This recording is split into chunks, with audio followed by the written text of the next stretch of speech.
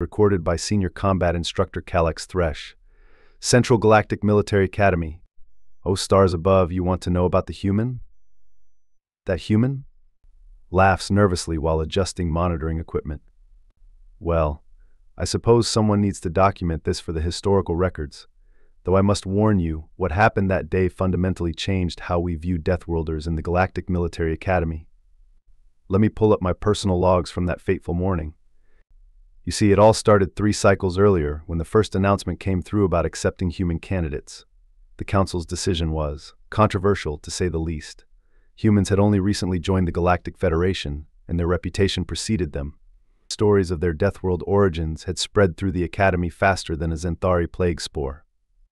I remember the emergency faculty meeting like it was yesterday. Professor Nix Tal, our head of xenobiology, had practically molted in distress while presenting the human physiological capabilities. They can repair broken bones. He had screeched, his scales turning an alarming shade of purple. They actively seek out poisonous substances for pleasure. They call it spicy food. But none of us were prepared for Sarah Chen. It started like any other evaluation day at the Academy.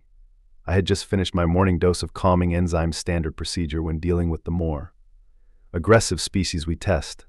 I doubled the dose actually after reviewing the humans' preliminary assessment scores. The numbers couldn't be right. No one could maintain that level of physical output without cybernetic enhancement. The human candidate, Sarah Chen, had arrived early. Of course she did.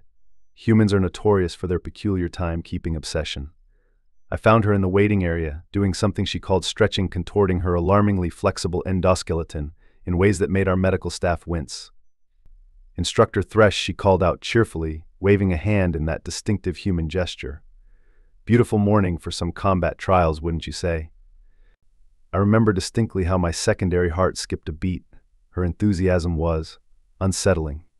Most candidates approached the final combat trials with appropriate trepidation. Not Sarah. Oh no, she was practically bouncing on those strange dual-jointed legs of hers.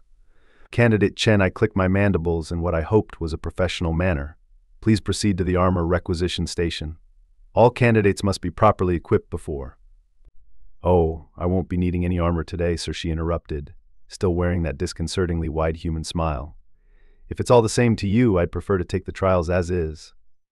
Pauses recording to take a long drink from stabilizing solution. You have to understand this was unprecedented. The final combat trials are designed to test the limits of both equipment and trainee. We're talking about facing down combat drones, navigating hazardous terrain, and engaging in simulated warfare scenarios. Even our most robust species wear protective gear. But there stood Sarah Chen in what she called workout clothes, flimsy fabric that left most of her endoskeleton covering exposed. Candidate Chen, I began again, my professional tone straining. The regulations clearly state. Actually, sir, she cut in humans have this maddening habit of interrupting. Section 47.b of the Combat Trial Guidelines states that while armor is strongly recommended, it's not technically mandatory. I checked. Of course she had checked. Humans in their obsession with finding loopholes. I should have known something was wrong when I saw that glint in her eyes, what humans call a mischievous twinkle, but I was young then, naive.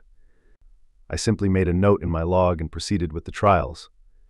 Now, I should explain that our combat trials are designed to be comprehensive. We don't just test raw combat ability that would be primitive. No, we test adaptability, strategic thinking, environmental awareness, and most importantly, the ability to properly utilize standard-issue combat equipment. Equipment that Sarah Chen had just cheerfully declined to use. The first challenge was the Gravitational Gauntlet, a series of platforms suspended over nullification fields, with varying gravity levels designed to disorient and challenge candidates. Most species require specialized gravity compensators built into their armor. Sarah Chen just jumped. By all known physics, her calculations should have been impossible without a computing assist. But there she was, launching herself from platform to platform, using the varying gravity fields like some sort of deranged spacefaring acrobat.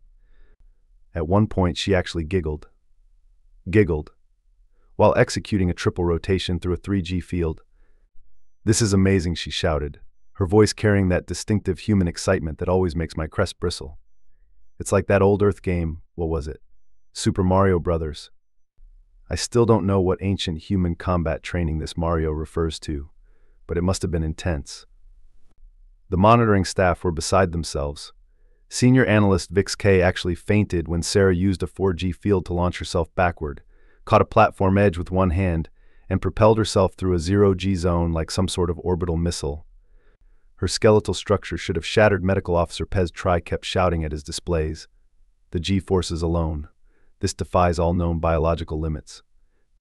But Sarah Chen wasn't done surprising us. Oh no, she was just getting warmed up. The drone combat phase was next. Standard procedure involves 20 Mark IV combat drones, armed with low-power stunners.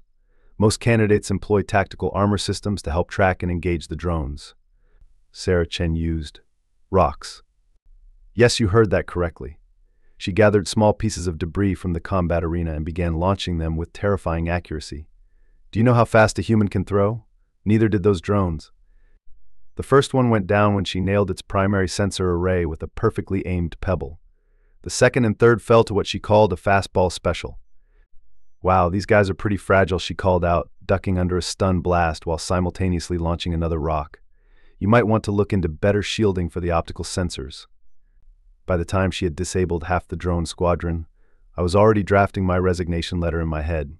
But it got worse. Oh, how it got worse. The environmental hazards phase should have been impossible without protective gear. We're talking about extreme temperature variations, caustic atmosphere simulations, the works. Sarah Chen treated it like a spa day, another mysterious human training regime, I assume. Oh, this is nothing, she actually laughed while jogging through a chamber heated to 318 Kelvin. Reminds me of summer in Texas.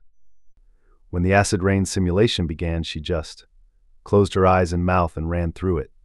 Apparently human skin has some natural resistance to corrosive substances. Who knew? Well, Sarah Chen knew, obviously. But it was the vacuum chamber that nearly caused a riot in the observation room. Most candidates rely on their armor's atmospheric containment systems. Sarah Chen? She took a deep breath, held it, and sprinted through the chamber like she was running late for class. 20 seconds in hard vacuum, and she emerged on the other side, giving us a thumbs up. That was fun, she gasped, after taking a few deep breaths. Though maybe a bit chilly. You guys should heat your vacuum chambers better. I had to call a brief recess after that. 3 of our medical staff needed sedation, and Professor Nixtal had to be talked down from submitting an emergency revision to the entire xenobiology curriculum.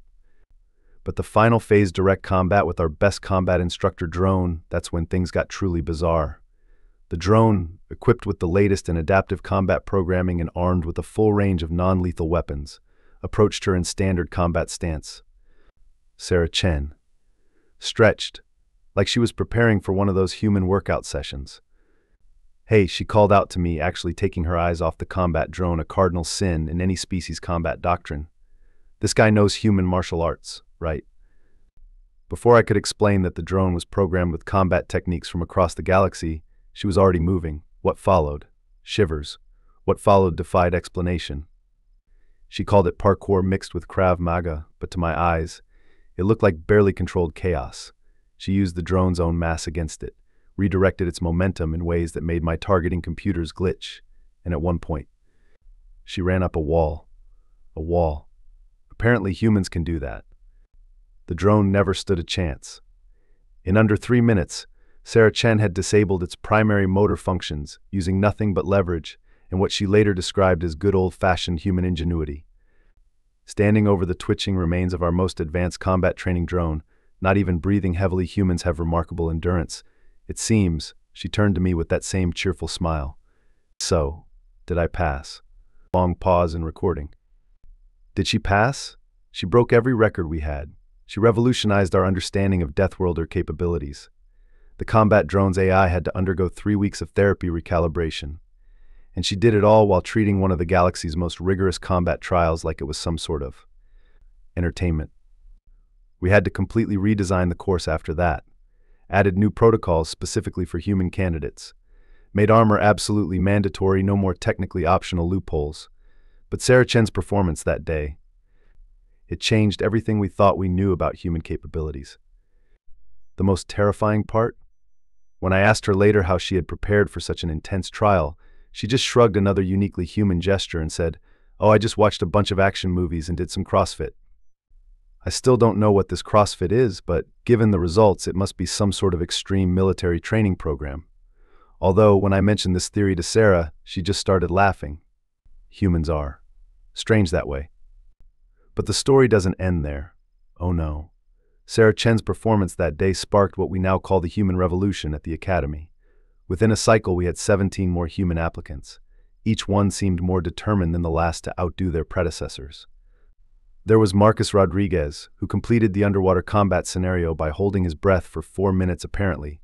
Humans can voluntarily enter something called freediving mode terrifying.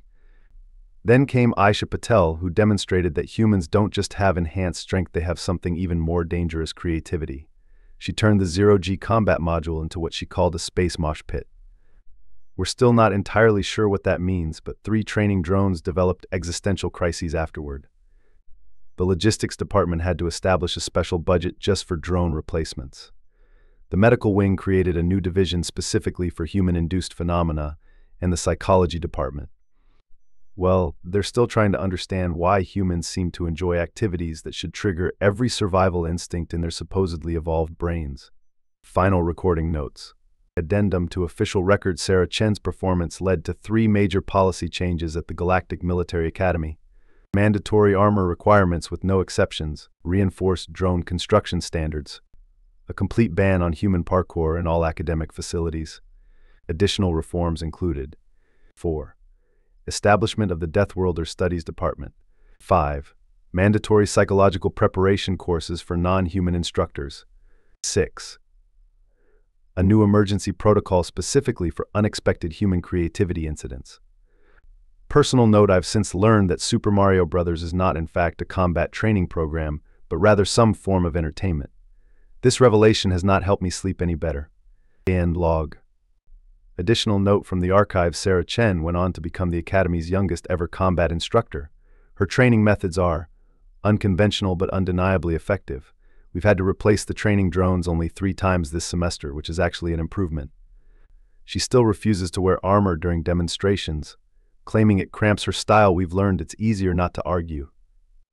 The Academy now includes a mandatory course on human psychological resilience and its implications for combat training. The course has a 60% dropout rate among non-human instructors. Sarah Chen teaches it wearing something called yoga pants. Latest update: the Academy's insurance provider has requested a separate classification for all human instructors. They're still processing the claim from last month's impromptu demonstration of human flexibility. The maintenance department has submitted a formal request for reinforced ceiling panels in all training areas. Apparently, humans don't just climb walls, they view any surface as a potential parkour opportunity.